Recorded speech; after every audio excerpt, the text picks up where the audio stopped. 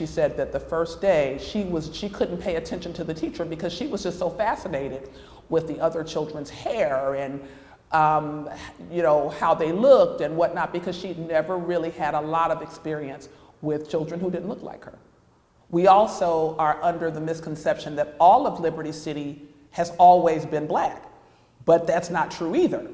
There are certain pockets even of Liberty City which were once white. So between, I would say, let's say 20th Street or so, up until probably 54th Street or so, all of that was white town. So there were miles of white neighborhoods between Overtown and the black section of Liberty City. I don't know if there was a specific designation since it's a neighborhood and not an actual city.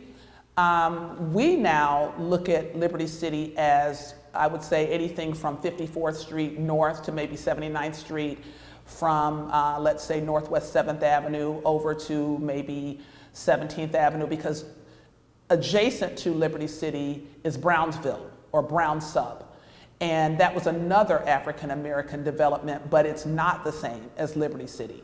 Eventually, through the news and other media outlets, it became common to refer to any part of African American community which was not right here in Overtown. Anything that was in central Miami where African Americans lived, everyone referred to as Liberty City, but all of that is not Liberty City. My own children had the blessing of having my grandmother, who was born in 1910, having a great hand in their upbringing and sharing those stories, not even for the purpose of making them culturally aware, but just because that was her experience. My father, who was born in 1923, the grandmother I spoke of was my mother's mother, but my father was born in 1923 here in Miami.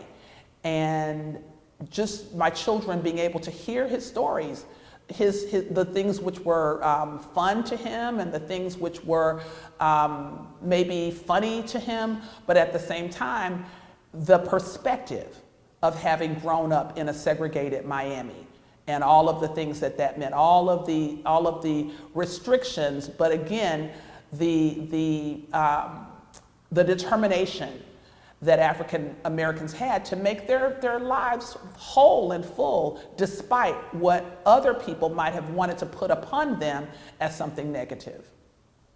And so I'm excited about talking about Judge Thomas and his contribution to Miami.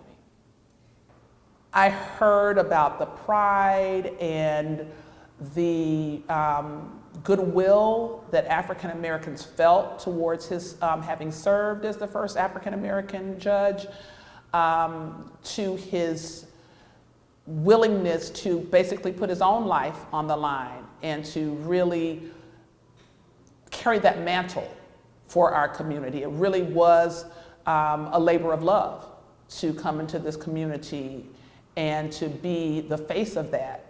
I'm sure it was very lonely for him.